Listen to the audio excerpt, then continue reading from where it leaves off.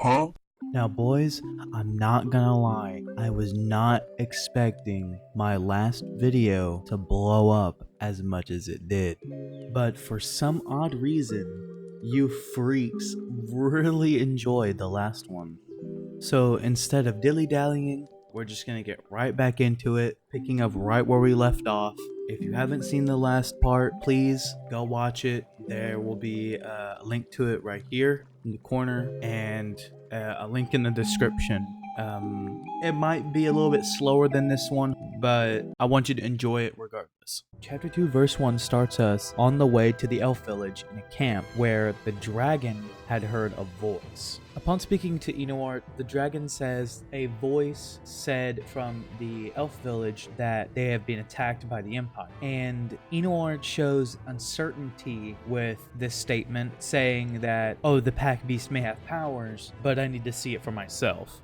Which leads us straight into verse 2, which says that as they travel, Kaim encounters a group of Empire soldiers ready to attack.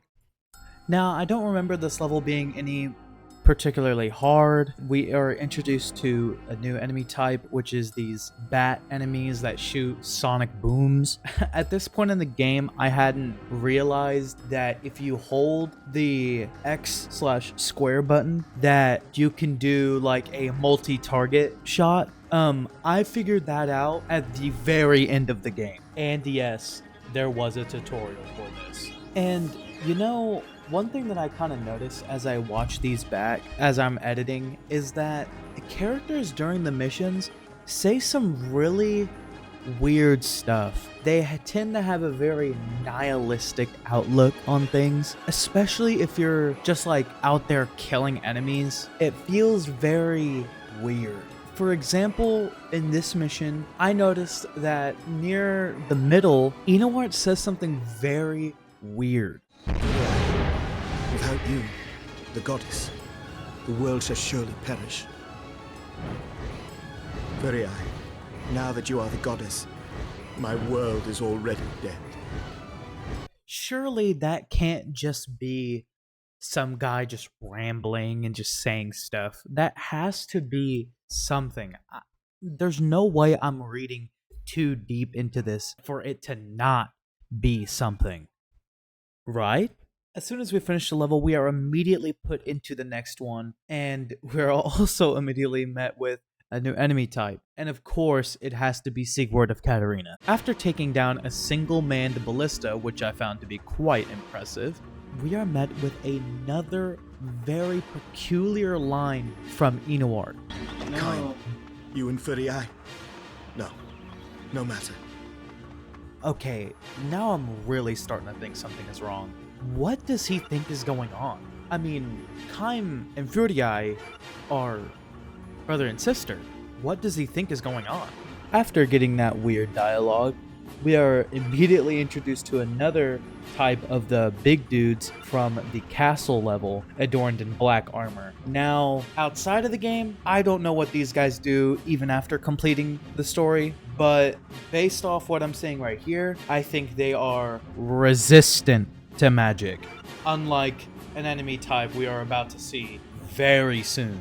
After finishing off the level, I decided to play a free expedition just to get my weapon leveled up, and then we continue on to the next two verses, which are back-to-back isometric missions with cutscenes involved, the first of which stating that Kaim and his party had arrived at the village in the aftermath of the assault from the Empire, and states that Enoart is in despair from what he sees. When we arrive back with our group, Enoart falls to his knees, saying that hell has blown through this village and that he is at a loss at what he is able to do in this situation. The dragon then says that they can hear a voice from a person named Hierarch Verdale, a person with a pack beast, and stated that it is a petrified dragon. The dragon then says that they are holed up in the desert somewhere in a temple, and I'm assuming that's where we're going next. Verse 5 begins with a little bit more information on this Verdale person. It says that he is the spiritual leader of the Union and the guardian of the Four Seals, meaning that he is the guardian of Kaim's sister, Furiai, and then it says After seeing Fruitii and Inuart go to join Verdelay, Kaim goes through the village and finds a message written in blood by an Imperial soldier's body. My god. You had time to write all that out?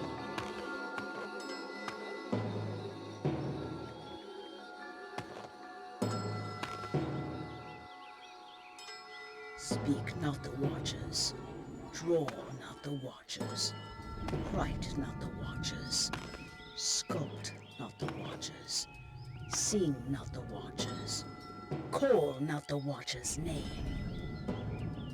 What is this? After the cutscene, we are put back in, and it directs us toward what looks like a dying elf on the ground.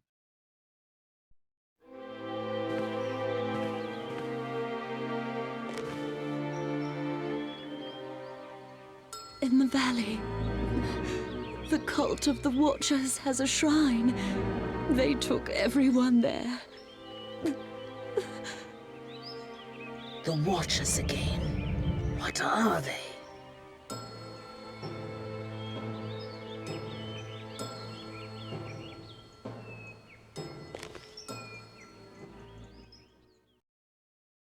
Verse 7 starts us off by giving us a little bit of insight on what Kaim is thinking inside of his head, and it says that he believes that there is a bond between the cult of the Watchers and the Empire, and begins to fly to the shrine to rescue the elves and learn more about the cult at the same time. Another new enemy is introduced in this mission, it being a griffin type creature. I don't think it's actually a griffin. It looks more like a half man, half hawk.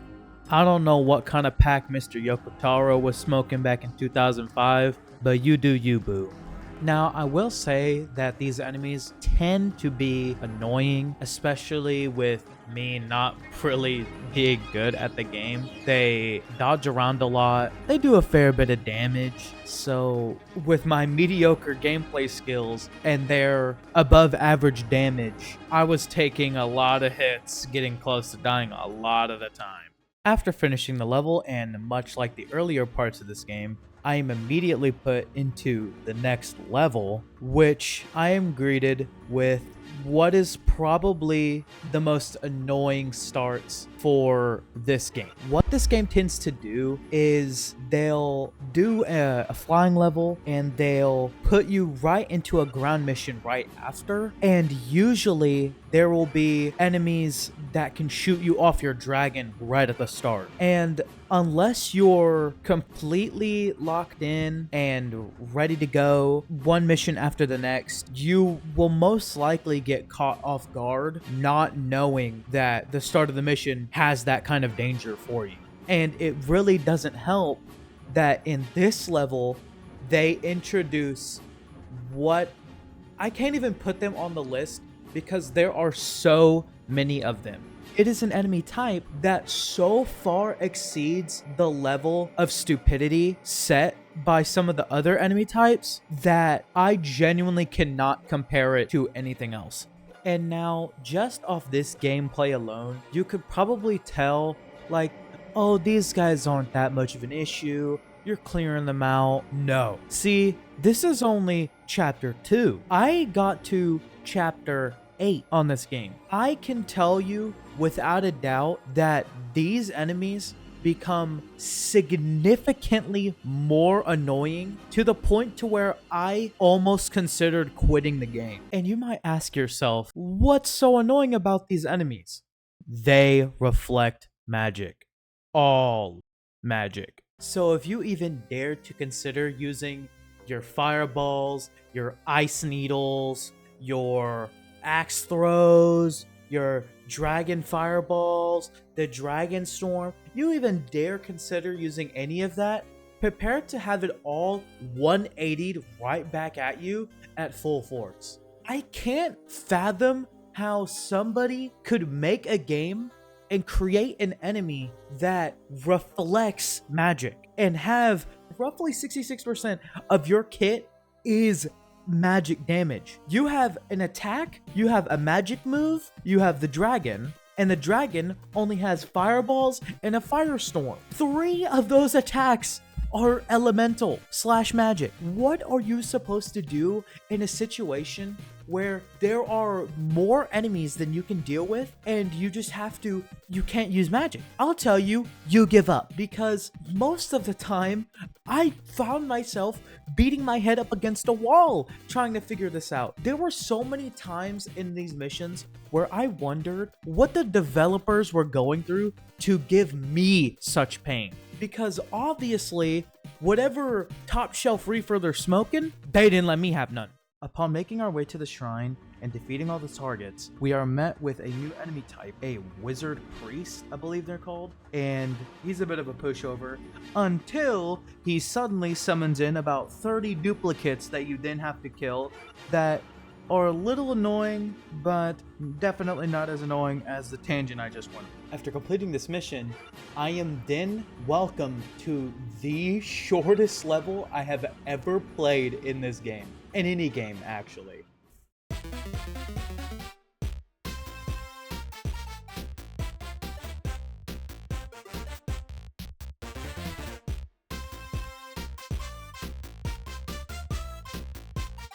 After killing this priest, oh my, that's horrible. After killing the wizard, we are given a cutscene where the dragon questions the motives of what the Empire is doing, and also questions what the red eyes mean, which every Empire soldier has. Suddenly, the dragon loses contact with Vertile, but before we are able to elaborate further on that, a dying elven man crawls up and pleads with Kaim to help the situation going on at the Fairy Valley. This is further elaborated on the next level's information page, where apparently Kaim is deaf to the pleas of the dragon and is only seeing red for spilling the blood of the Empire. Now, I do want to say that I do think that the levels that have Roman numerals as the verses are actually side levels, and I did also find out that these side levels are required to be completed if you want to get the other endings of the game. I didn't end up doing that, so we're not going to talk about it until we get to the end of the game. With that being said, I'm not going to cover these missions as they aren't really integral to the story, I'll say, but I'll bring them up as context for later levels because they unlock a feature that I used sometimes in some of the later levels. Chapter 3 verse 1 recounts what we had just saw in the previous 2 cutscenes, so I'm just going to skip over it. Kaim finds Fertii alone in the desert. The dragon questions what happened to Inoir and Vertile. Fertii reveals that they were captured trying to protect her. So, with that in mind, they set off to hopefully free them. With the information that Fertii had given him, Kaim sets out toward the Imperial dungeon where he believes Inoir and Vertile are being held. In this mission, we also start to get some weird dialogue from the dragon, saying some pretty odd things in reference to Inoir and Fertii.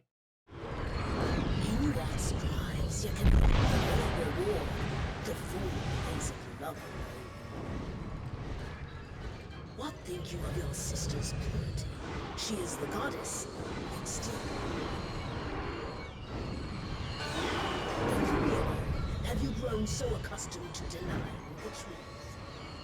After progressing through the level, the dragon then says, Yes, there is no doubt Vertile is here. "So that's good. We found Vertile. But where's Inoir?"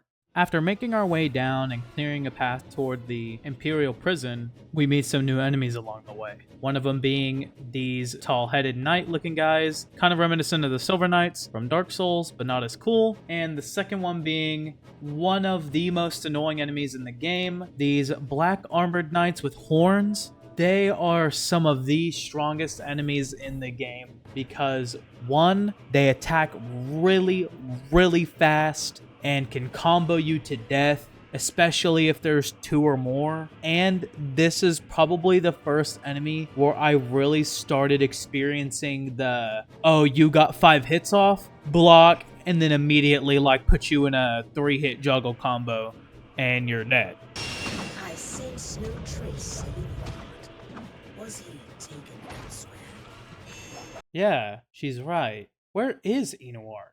After clearing the way, we rendezvous with Vertile inside of the prison. Upon meeting up with Hierarch Vertile, we question him about what the motives of the Empire are. He then says the Empire is not satisfied with mere conquest, they seek complete reconstruction, and that would only be possible if they'd broke all 4 seals, meaning that Frutii would have to die. Hierarch Vertile then pleads with Kaim to put a stop to this, or at least do something about this, especially with all the needless killing going around on his part. And it just seems like Kaim doesn't really care and just storms off.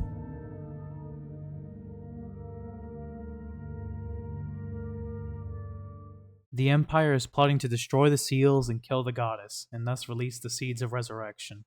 Enoir has been taken to a different Imperial prison, where a voice of the cult of the Watchers speaks to him relentlessly.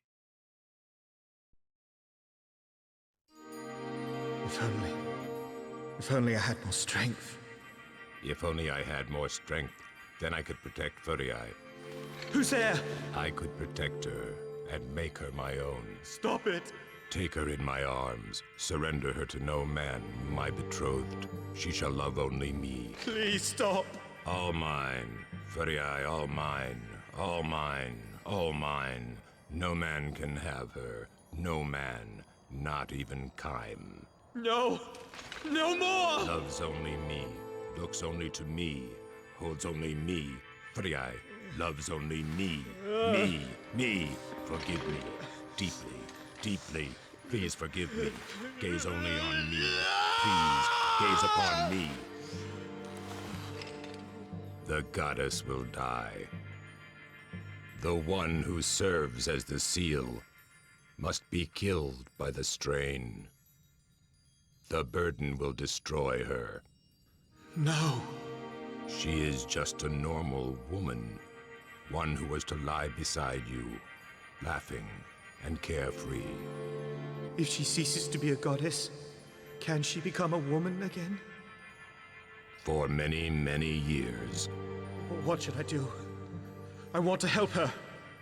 you need strength. Strength that comes from a pact with a dragon. Kaim could help. Kaim? Allow him to bathe in her gratitude and love. She She is my bride. She is my bride. Her kisses are mine alone. Her love is mine alone. If only I had the strength.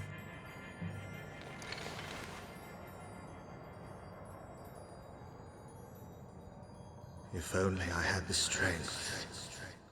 With some urging from Vertile, we take flight into the desert in hopes that we can save the seal from being broken. Once we arrive at the seal, we find out that the Empire has already made their way there and is already in the process of destroying it. As we battle, we find something that we probably shouldn't have. Ingvard's heart fallen in the sand. Where is he? And one thing after another. As soon as we finish off the enemies, we find out that our efforts were futile in trying to defend the seal, and it is broken in the process. To which we are then attacked by Servants of Darkness, floating skulls with spectral bodies. I think that these are one of the more cooler enemies in the game. They require you to play a little bit more stealthy, as if you don't, they home toward you and attack you. But if you sneak up, you can get a good hit off. After defeating the Wraiths, another wave of Empire soldiers flood in. After clearing them out, we are given a chance to flee, and so we take it. Upon meeting back up with Vertile and Frutii, we are greeted by a special guest.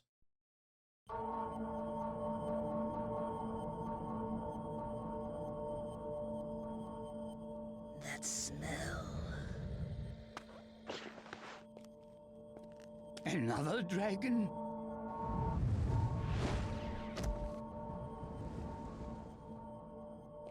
Inuart.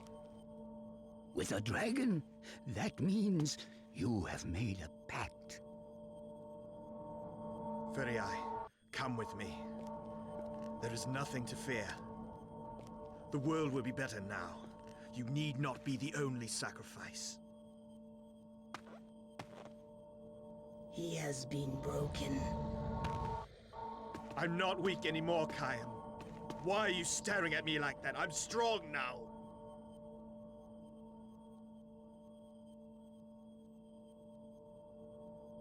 I traded my songs for strength, Kayam. I can protect you now, Furiai. Don't give me that face, Kayam. I can see the scorn in your eyes. You would sacrifice your own sister in the service of revenge!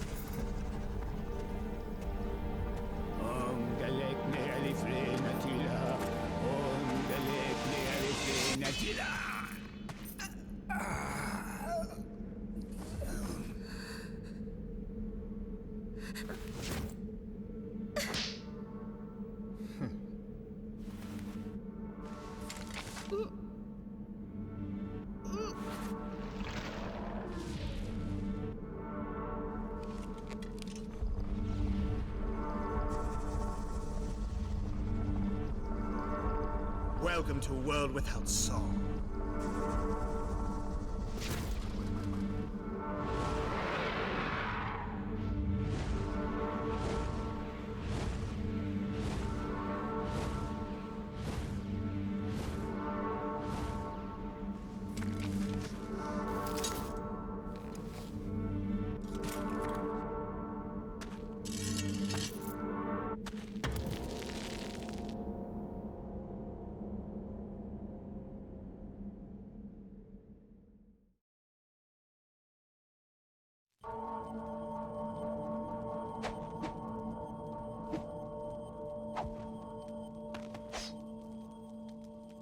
When Inuar turned his sword on me, I felt no compassion or mercy, not even fear.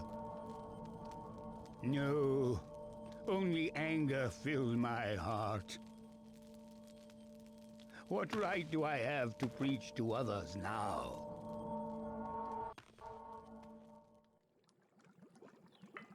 If you made it this far in the video, I just want to say thank you once again. I didn't really expect to have so many new people finding out about my channel and just watching the video and commenting and liking the video. I will say my last video is probably the most engagement that I've gotten out of all of my videos. It might not have the most views, but it's definitely gotten the most in the shortest amount of time. I'm very thankful and I'm still new to this like commentary thing. I still want to be able to kind of do this and other things, but as of right now, my group isn't really playing a lot of games that I want to like record.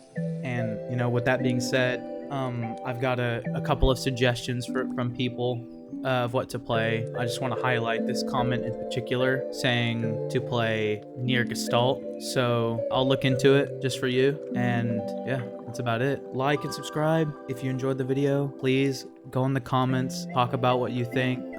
If you want to see more of Drakengard, if you want to see more, if you want me to play through Nier or any other adjacent games for the PS3 or PS2, please let me know. And yeah, bye-bye.